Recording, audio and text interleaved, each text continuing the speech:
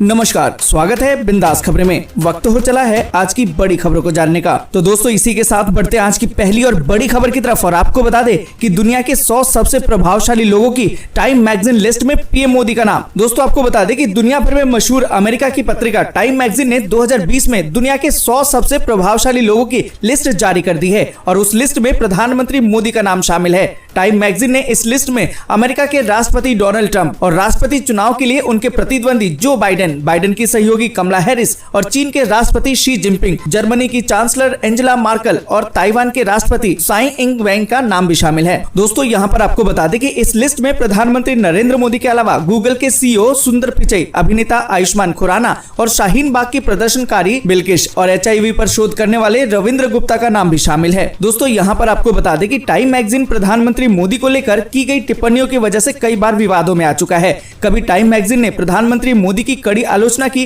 तो कभी तारीफों के पुल भी बांधे। मैगजीन ने इस बार प्रधानमंत्री नरेंद्र मोदी को 100 सबसे प्रभावशाली लोगों की लिस्ट में शामिल करने के साथ ही जो टिप्पणी दी है उसमें एक तरह से भाजपा और सरकार पर निशाना साधा गया है। दोस्तों इसी के साथ आगे बढ़े उससे पहले वीडियो को लाइक और शेयर जरूर कर दीजिए क्योंकि आपका एक छोटा सा लाइक हमारी मेहनत का फल होता है। और दोस्तों इसी के साथ बढ़ते अगली बड़ी खबर की तरफ और आपको बता दें कि ड्रग्स कनेक्शन में दीपिका, सारा, श्रद्धा समेत 7 को एनसीबी का समन 3 दिन में पेशी के लिए बुलाया। दोस्तों आपको बता दें कि सुशांत सिंह राजपूत मौत मामले में ड्रग्स कनेक्शन में कई बड़े नाम सामने आए हैं। इस बीच दीपिका पादुकोण, सारा अली खान, रकुल प्रीत सिंह और श्रद्धा कपूर जैसे सितारों को समन भेजा गया है। 7 लोगों को समन भेजा गया है। 25 सितंबर को दीपिका पादुकोण से पूछताछ होगी। सारा अली खान और श्रद्धा कपूर को 26 सितंबर को बुलाया जाएगा। रकुल प्रीत और सिमोन खंबाटा को कल बुलाया गया है। दोस्तों यहाँ पर आपको बता दें कि इन स्टार के खिलाफ ड्रग्स मामले के सबूत मिले हैं जिसके संबंध में पूछताछ की जाएगी। अभी तक इस मामले में 18 लोगों की गिरफ्तारी हो चुकी है। दोस्तों आपको बता दें कि एनसीबी की ओर से फिलहाल 7 लोगों को समन भेजा गया है जिसके मुताबिक दीपिका समेत जिनके नाम ड्रग्स कनेक्शन में सामने आए हैं उन्हें एनसीबी ने पूछताछ के लिए समन भेजा है। उनसे 3-4 दिन के भीतर पूछताछ के लिए बुलाया जा सकता है।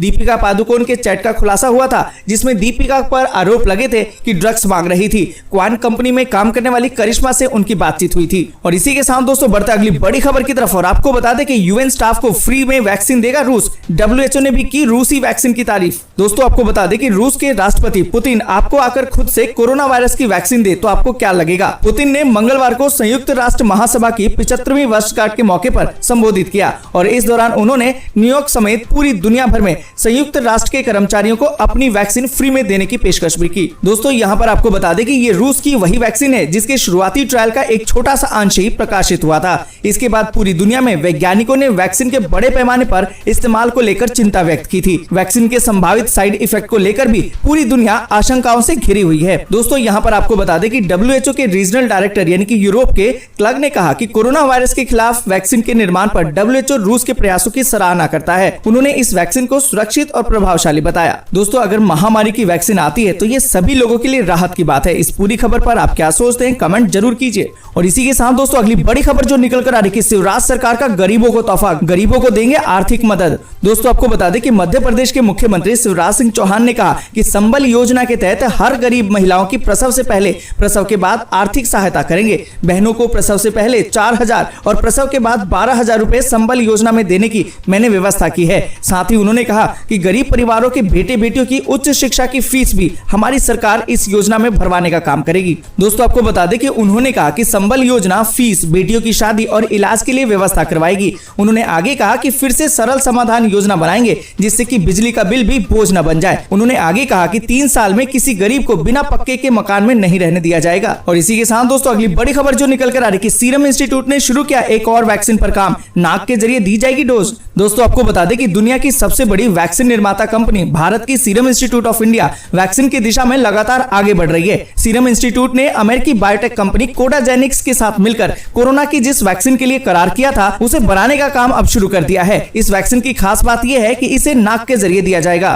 दोस्तों आपको बता दें कि कोडाजेनिक्स की तरफ से ये जानकारी सामने दी गई है कि इस वैक्सीन का नाम CDX-005 दिया गया है। इस वैक्सीन कैंडिडेट ने जानवरों पर अपना प्री क्लिनिकल ट्रायल पूरा कर लिया है। अब कंपनी इस साल के अंत तक यूके में इस वैक्सीन के पहले चरण का ट्रायल शुरू करेगी और कंपनी का दावा है कि प्री क्लिनिकल स्टडी में वैक्सीन के अच्छे नतीजे आए हैं। और इसी के साथ दोस्तों बढ़ते अगली बड़ी खबर की तरफ और आपको बता दें कि सीएम योगी का बड़ा ऐलान, दिवाली तक कुशीनगर से शुरू होगी अंतर्राष्ट्रीय उड़ान। दोस्तों आपको बता दें कि यूपी की योगी सरकार दिवाली के मौके पर पूर्वांचल के लोगों को बड़ी सौगात देने की तैयारी में है। मुख्यमंत्री योगी आदित्यनाथ ने दीपावली तक कुशीनगर हवाई अड्डे से अंतर्राष्ट्रीय उड़ानें शुरू करने का ऐलान कर दिया है। मुख्यमंत्री आदित्यनाथ के संसदीय क्षेत्र गोरखपुर से लगभग 52 किलोमीटर दूर कुशीनगर जिले में स्थित इस हवाई अड्डे को पडरौना हवाई अड्डे के रूप में भी जाना जाता है। प्रधानमंत्री नरेंद्र मोदी की अध्यक्षता में इस साल जून में हुई केंद्रीय मंत्रिमंडल की बैठक में कुशीनगर को एक अंतर्राष्ट्रीय हवाई अड्डे के रूप में मान्यता देने पर फैसला हुआ था। देश में ये 29वां और उत्तर प्रदेश में ये चौथा हवाई अड्डा है। ग्रेटर नोएडा में बनने वाला जेवर हवाई अड्डा भी इसी में शामिल है। दोस्तों आपको बता दें कि एयरपोर्ट शुरू करने के ऐलान करते हुए सीएम योगी ने कहा कि कुशीनगर का पूरा इलाका बुद्ध सर्किट का हिस्सा है, इसलिए हवाई अड्डा बनने से विदेशी पर्यटकों की आवक बढ़ेगी। और इसी के साथ दोस्तों अगली बड़ी खबर जो निकल कर आ रही कि लॉकडाउन में कराया था फ्लाइट टिकट, तो अब एयरलाइंस ब्याज समेत लौटाएगी आपके पैसे, क्योंकि सुप्रीम कोर्ट ने दिया है आदेश। दोस्तों आपको बता दें कि लॉकडाउन के कारण 25 मार्च से लेकर 25 मई तक सभी घरेलू उड़ानें बंद रही। ऐसे में अगर इस दौरान आपने भी टिकट बुक कराया था तो अब आपको एयरलाइंस कैंसिलेशन पर ब्याज सहित रिफंड मिलेगा। दरअसल बुधवार को केंद्र सरकार ने सुप्रीम कोर्ट से कहा था कि वह संबंधित एयरलाइंस कंपनियों से ये पूछ सकती है कि वह यात्रियों के टिकट पर रिफंड में देरी पर आधा % का ब्याज दें।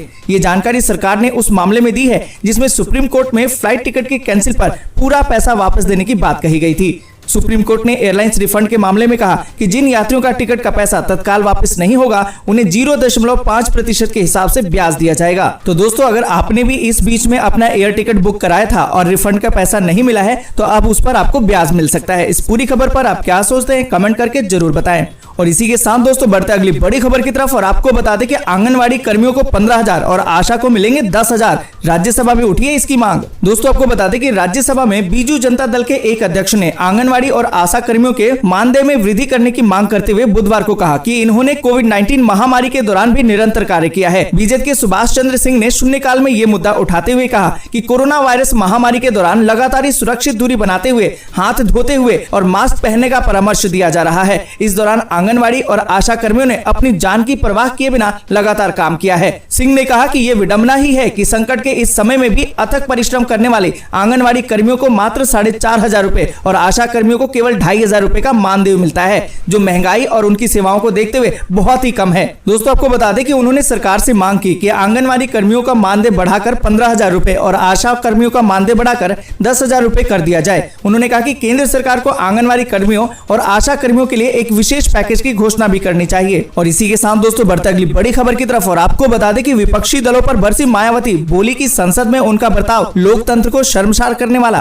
दोस्तों आपको बता दें कि उत्तर प्रदेश की पूर्व मुख्यमंत्री और बहुजन समाज पार्टी की अध्यक्ष मायावती ने पिछले दिनों किसान बिल के पारित होने के दौरान संसद खासकर राज्यसभा में विपक्षी नेताओं के व्यवहार पर कड़ी नाराजगी जताई है। सोशल मीडिया पर मायावती ने ट्वीट किया कि वैसे तो संसद लोकतंत्र का मंदिर कहलाता है, फिर भी इसकी मर्यादा अनेकों बार तार तार हुई है। वर्तमान संसद सत्र के दौरान भी संसद में सरकार की कार्यशैली और विपक्ष का जो व्यवहार देखने को मिला वह संसद की मर्यादा, संविधान की गरिमा और लोकतंत्र को शर्मसार करने वाला अति दुखद। दोस्तों यहाँ पर हम आपसे फिर से पूछेंगे, क्या आप किसानों के साथ है या उनके अगेंस्ट हैं? कमेंट करके जरूर बताएं। और इसी के साथ दोस्तों बढ़ते अगली बड़ी खबर की तरफ और आपको बता दें कि सोनू सूद ने फिर से जीता दिल। महिला के पेट में था ट्यूमर, मदद से सफल हुआ जटिल ऑपरेशन। दोस्तों आपको बता दें कि एम्स ऋषिकेश के चिकित्सकों ने बीते 1.5 साल से पेट में तेज दर्द और उल्टी की गंभीर समस्या से ग्रसित एक 26 साल की महिला के पेट में ट्यूमर के सफल ऑपरेशन को अंजाम दिया है। दोस्तों आपको बता दें कि बिहार मूल की उक्त महिला को उपचार के लिए एम्स ऋषिकेश तक पहुंचाने में फिल्म अभिनेता सोनू सूद की अहम भूमिका रही है।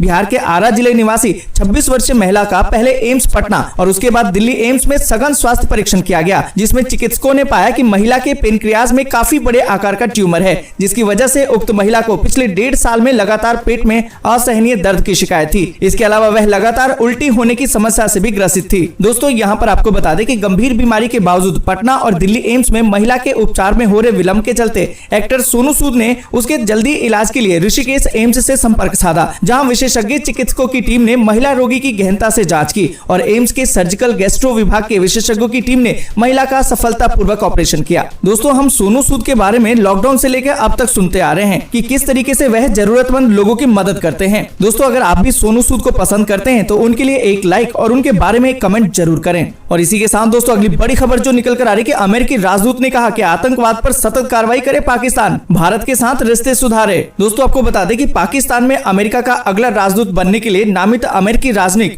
विलियम टॉड ने पाकिस्तान को आतंकवाद के खिलाफ सतत और अपरिवर्तनीय कार्रवाई करते रहने की नसीहत दी है। दोस्तों, यहाँ पर आपको बता दें कि टॉड को राष्ट्रपति डोनाल्ड ट्रंप ने पाकिस्तान में अमेरिका का अगला राजदूत नामित किया है। पद की मंजूरी के लिए सीनेट की विदेश संबंधों की समिति की सुनवाई में टॉड ने कहा कि अफगानिस्तान में शांति दोनों देशों के हित में है। इसे हासिल करने के लिए अमेरिका और पाकिस्तान का प्रभावी सहयोग जरूरी है।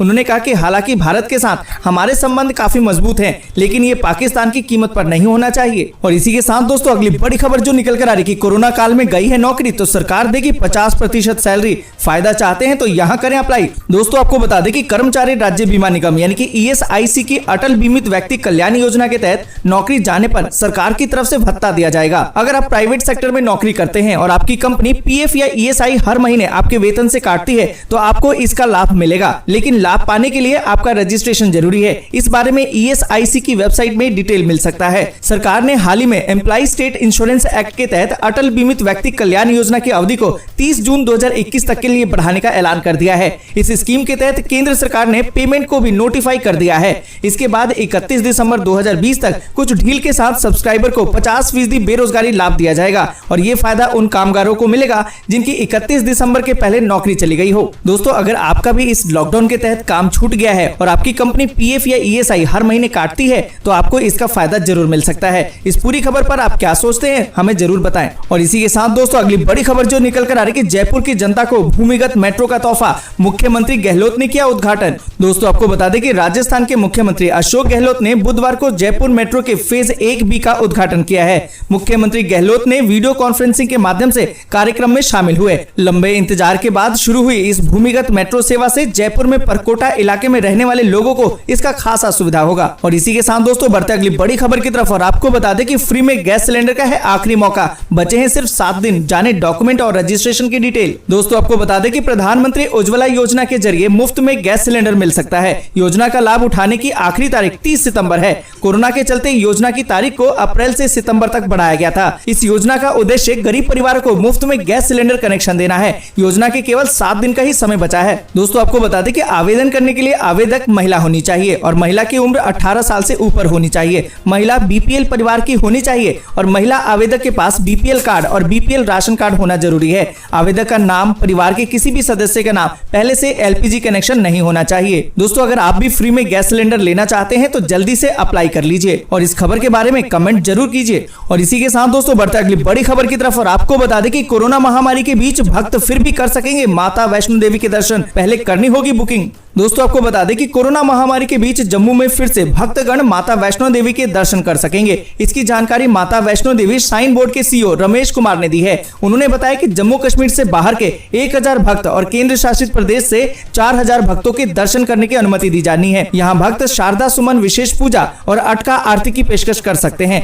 इसकी बुकिंग ऑनलाइन या फिर ऑफलाइन की जा सकेगी। दोस्तों, हम आपसे भी जानना चाहते हैं क्या आप में से कितने लोग हैं जो वैष्णो देवी की यात्रा कर चुके हैं और माता के दर्शन कर चुके हैं, कमेंट करके जरूर बताएं। और इसी के साथ दोस्तों अगली बड़ी खबर जो निकल कर आ रही है कि कहीं आप काम के ऐप समझकर फेक ऐप को तो डाउनलोड नहीं कर रहे हैं। केंद्र सरकार ने जारी की है चेतावनी। दोस्तों, आपको बता दें कि कहीं आप जिस ऐप को काम का समझकर डाउनलोड कर रहे हैं वो आपको कहीं मुसीबत में न डाल दे। दरअसल साइबर हैकर फर्जी मोबाइल ऐप के जरिए लोगों को ठगी का शिकार बना रहे हैं और केंद्र सरकार ने अपने साइबर जागरूकता ट्विटर हैंडल साइबर दोस्त पर एक एडवाइजरी जारी की है जो उपयोगकर्ताओं को अज्ञात URL से ऑक्सीमीटर ऐप डाउनलोड करने के खिलाफ चेतावनी देती है। आपको बता दें कि साइबर दोस्त ट्विटर हैंडल को केंद्रीय गृह मंत्रालय द्वारा मेंटेन किया जाता है और ये समय समय पर किसी भी संभावित साइबर खतरों का सलाह जारी करता है। दोस्तों, आपको बता दें कि साइबर दोस्त ने अपने ट्विटर हैंडल पर सोमवार को यूजर्स को सोशल मीडिया पर UPI ऐप्स के माध्यम से डिस्काउंट कूपन, कैशबैक या त्योहार कूपन के बारे में किसी भी आकर्षक विज्ञापन के बारे में चेतावनी दी है क्योंकि ये धोखाधड़ी कर सकते हैं। तो दोस्तों, यहाँ पर हम भी आपसे यही कहेंगे कि जिस ऐप को आप जानते नहीं हो उसको डाउनलोड ना करें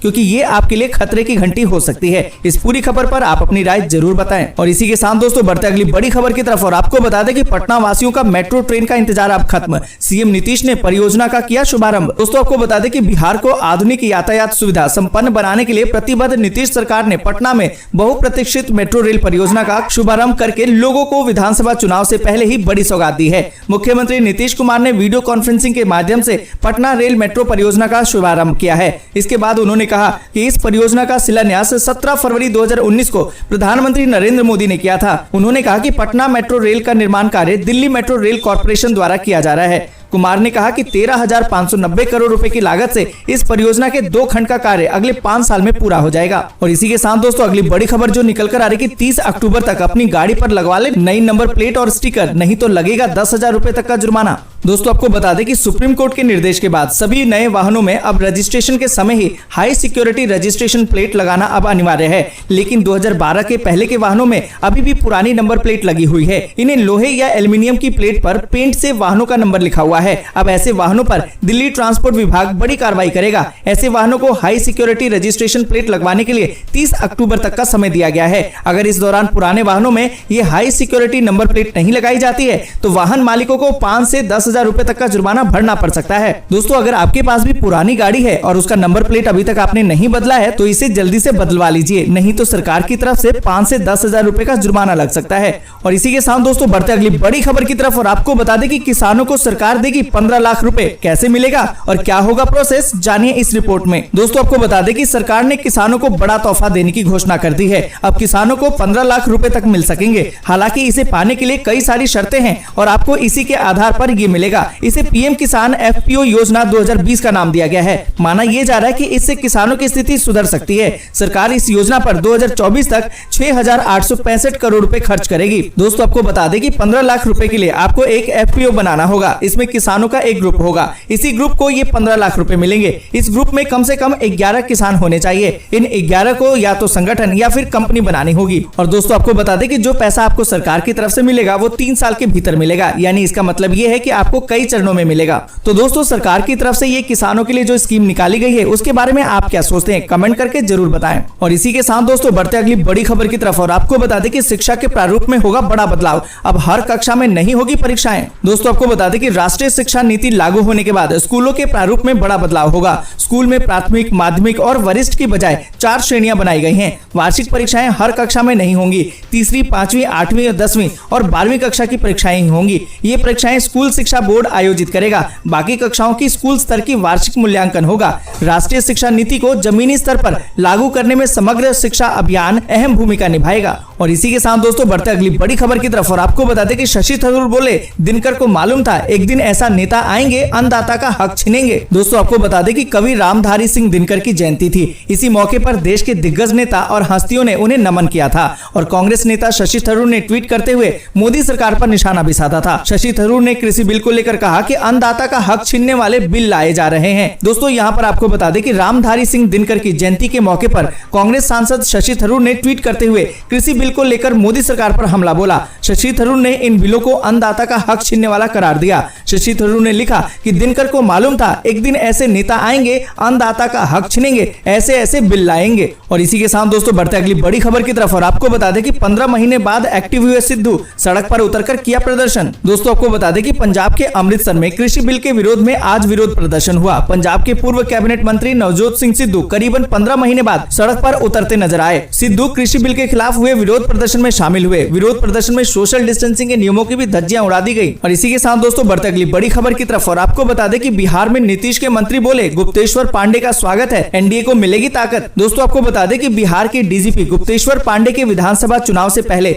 स्वैच्छिक रिटायरमेंट लेने की वजह से उनके राजनीति में जाने के कयास लगाए जा रहे हैं। हालांकि उन्होंने कहा कि उन्होंने अभी तक किसी भी पार्टी को ज्वाइन नहीं किया है और न ही कोई फैसला किया है। इसी बीच हाजीपुर के जदयू के नेता विनोद नारायण झा ने कहा कि वीआरएस लेकर राजनीति में कूदने वाले बिहार के डीजीपी गुप्तेश्वर पांडे का एनडीए में स्वागत है। इसी के साथ दोस्तों बढ़ते आगे और जानते हैं मौसम के के ताजा हाल को। आपको बता दें कि अगले 24 घंटों के दौरान बिहार, उत्तर प्रदेश के पूर्वी और मध्य भागों में, मध्य प्रदेश के उत्तरी और मध्य हिस्सों में, उप हिमालय, पश्चिम बंगाल, सिक्किम, असम, मेघालय और मुंबई समेत कोंकण, गोवा में कुछ मध्यम से भारी बारिश होने की संभावना है। वहीं पूर्वोत्तर भारत, विदर्भ, मराठवाड़ा और मध्य महाराष्ट्र के कुछ हिस्सों में, दक्षिणी गुजरात में भी हल्की से मध्यम बारिश के साथ एक दो स्थानों पर तेज बारिश हो सकती है। तटीय कर्नाटक, केरल, उड़ीसा, छत्तीसगढ़ और झारखंड में भी गर्जना के साथ हल्की बारिश के बीच एक दो स्थानों पर मध्यम बौछारें गिरने की संभावना है। वहीं हिमाचल प्रदेश, उत्तराखंड, राजस्थान, हरियाणा और उत्तरी पश्चिमी उत्तर प्रदेश में हल्की बारिश भी संभव है। आंतरिक कर्नाटक, तेलंगाना और तमिलनाडु के कुछ हिस्सों में बूंदाबांदी या हल्की बारिश हो सकती है।